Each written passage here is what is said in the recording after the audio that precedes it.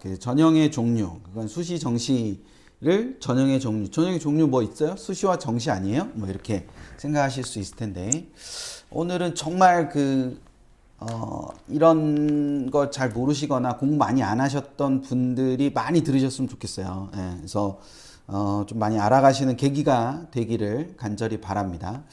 자, 전형의 종류부터 접근을 하면 저렇게 질문들을 많이 하세요. 실제로도 그렇게 생각들을 많이 하시고, 아, 이게 수시와 정시, 이것이 전형의 종류가 아닌가? 이렇게 생각을 많이 하신단 말이에요. 자, 근데 이런 표를 하나 제가 보여드릴게요. 이런 게 있어요.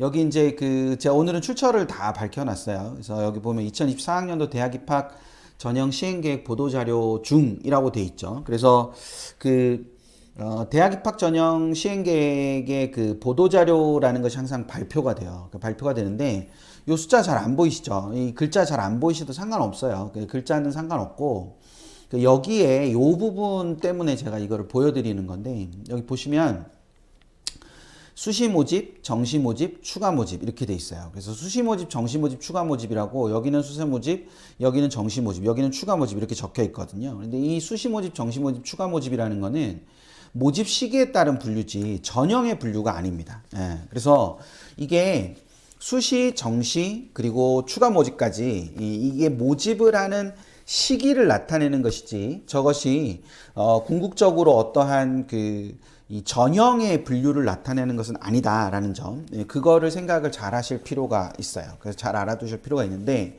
그래서 이게 모집 시기라는 것이 그럼 무슨 의미를 갖는 것인가 라고 했을 때, 그 모집 시기라는 것이 갖는 의미를 우리가 생각해 보면 이렇게 생각을 해볼 수 있습니다. 여기 보시면 이거 이제 좀 크게 제가 확대를 시켜보면 이제 글자 보이시죠? 예, 이제 글자를 보시면 수시 미등록 충원 등록 마감이 12월 29일이라고 돼 있죠. 2023년 12월 29일 이렇게 돼 있습니다. 근데 여기 보면 원서 접수라고 돼 있어서 이게 이제 여기 정시 모집의 원서 접수거든요. 정시 모집의 원서 접수는 1월 3일. 그러니까 수시 미등록 충원 등록 마감이 끝나고 나야 그게 이제 다 끝나고 나면 그 다음에 정시 모집이 시작이 되는 거예요. 그러니까 모집의 시작은 항상 원서 접수로 시작하거든요. 여기 원서 접수부터 시작하고 여기도 원서 접수부터 시작하잖아요. 예, 여기도 이제 원서 접수부터 시작을 하기 때문에 뭐 항상 모든 모집이라는 것은 원서 접수부터 시작을 합니다. 그래서 원서 접수, 원서 접수. 그래서 정시 미등록 충원 등록 마감이 2월 21일, 2024년 2월 21일이란 말이에요.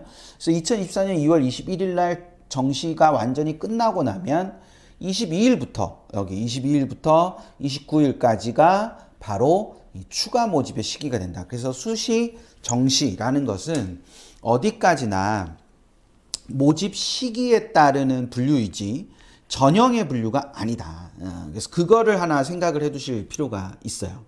되셨죠? 그래서 그 전형의 분류라고 그러니까 전형이라고 생각하시면 안 되고, 그러니까 전형이 수시와 정시라는 것이 전형이라고 제가 오늘 말씀드리는 가장 핵심적인 부분은 수시와 정시를 나누는 이러한 구조는 이 모집 시기에 따르는 분류일 뿐이지 궁극적으로 이것이 전형의 분류는 아니다라는 거. 그러면 전형은 그럼 뭐냐? 네가 말하는 그 전형이라는 것은 어떤 걸 말하느냐? 전형은 여기에 똑같이 그 문건, 그러니까 대학 입학 시행계획 보도자료에 보면은 여기에 이렇게 해서 전형 유형이라고 해가지고 학생부 위주 교과, 학생부 위주 종합, 논술 위주, 뭐 실기 실적 위주, 뭐 기타 이런 식으로 나와 있죠. 그래서 여기 보시는 것처럼 정시에도 학생부 위주 교과 뭐 228명밖에 안 되긴 하지만, 그리고 학생부 위주 종합, 그리고 실기 실적 위주가 존재하죠.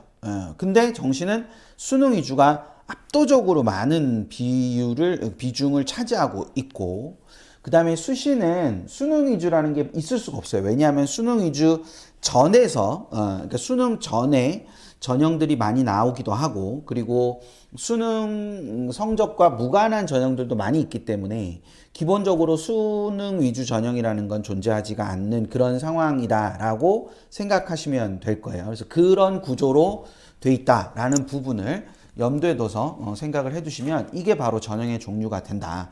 그러면 그 전형의 종류라는 것은 어떤 것인가 라고 했을 때 전형의 종류는 이렇게 5가지의 전형의 종류가 있습니다. 학생부 위주 교과, 그리고 학생부 위주 종합, 논술 위주 전형, 그리고 실기 실적 위주 전형, 그리고 수능 위주 전형, 이렇게 5개의 전형이 존재하고 그 5개의 전형 요소, 그러니까 전형이 기본적으로 존재한다는 것을 생각을 해두시면 그렇게 알고 계시면 전체적으로 이제 되는 거다라고 보시면 되는데, 그러면 이 5개의 전형을 이렇게 나누는 기준은 무엇인가? 우리가 이런 걸 생각을 해볼 수 있지 않습니까? 그러니까 실제로 대학들은 이 이름을 다 쓰는 건 아니죠. 다 쓰는 건 아니지만 궁극적으로 이 5개의 전형 안에 무조건 포함되는 거다라고 생각하실 수 있어요. 그랬을 때 이 5개의 전형에서 학생부 위주 교과 전형은 학생부 교과가 당연히 중심 전형 요소가 될 거고, 학생부 위주의 종합 전형은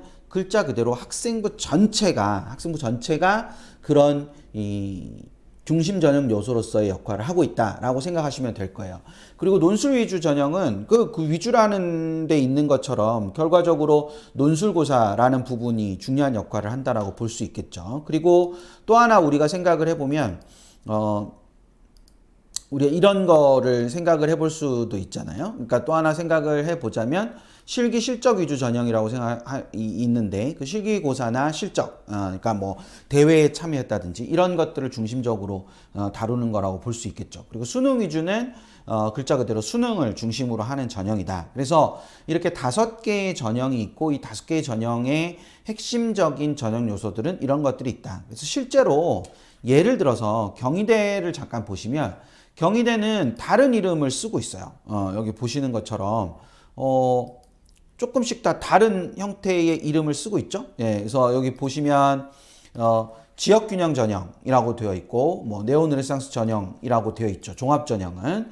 그리고 또 하나 밑에 이제 논술 위주 전형은 논술 우수자 전형이라고 되어 있어요. 그리고 실기는 실기 우수자 전형, 그리고 뭐 수능은 수능 위주 전형, 이런 식으로 이렇게 이름이 다르지만 그거를 교과 전형 또는 종합 전형 이런 식으로 우리가 그걸 나눈다라고 생각을 해 둘 수 있는 거죠. 그래서 그 부분을 염두에 둬서 생각을 해 두시면 될 거예요.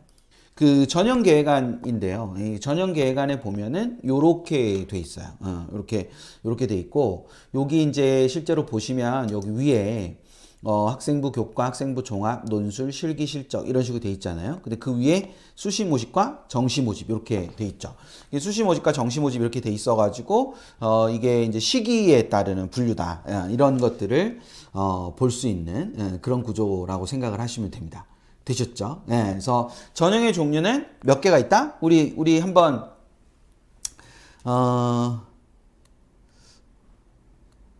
대답을 해보실까요? 오늘 채팅창에 한번 써보실래요? 전형의 종류는 총 몇 가지가 있다? 전형의 종류는 총 5가지가 있다. 그쵸? 5가지. 5가지가 있고, 그 5가지가 대학마다 이름을 다르게 쓸 수도 있다. 그러니까 학생부 교과 전형인데 지역균형 전형, 그 다음에 학생부 종합전형인데 네오르네상스 전형, 그리고 그 학생부 종합전형 안에도 네오르네상스 전형도 있지만 뭐 이런 기회균형 전형도 있고 고른기회 전형도 있고, 논술 전형은 논술 우수자 전형 이런 이름으로. 그래서 전형 종류는 총 5가지가 있지만 대학마다 이것들을 다 다르게 사용할 수 있다라는 거, 이제 그 부분을 같이 생각을 해두시면 될 겁니다.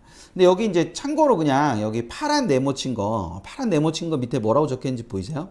이건 안 쓰셔도 돼요. 자꾸 되뇌어 보시는 게 좋다 그랬잖아요. 그래서 자꾸 그냥 되뇌어 보시면 됩니다. 그래서 여기 이렇게 파랗게 이렇게 돼 있는 바로 옆에, 여기 지금 보면 파랗게 이렇게 돼 있는 이 부분에 보면 정원 내라고 돼 있기도 하고 정원 외라고 돼 있기도 하지 않습니까? 그러니까 오늘 그 결과적으로 이 보시면 각 대학마다 이 총 정원이 있는데 그 정원 안에서 뽑아야 되는 인원이 있고 정원 밖에서, 그러니까 정원 외의 전형으로 뽑아야 되는 인원 수도 있습니다. 그래서 보통 우리가 이제 이 통계를 볼 때, 대학들의 정원 통계를 볼 때 이렇게 정원 내 인원만 다루는 것이 아니라 정원 외 인원도 따로 다루거든요. 그래서 이게 다 포함돼서 계산이 되기 때문에 우리가 피부로 느끼는 것보다 대학 정원이 훨씬 더 많을 수 있어요. 그래서 예, 그 정원 내 인원하고 정원 외 인원하고 이렇게 나뉘어진다라는 거, 이제 그 부분도 좀 같이 생각을 해 두시면 되지 않을까라는 생각이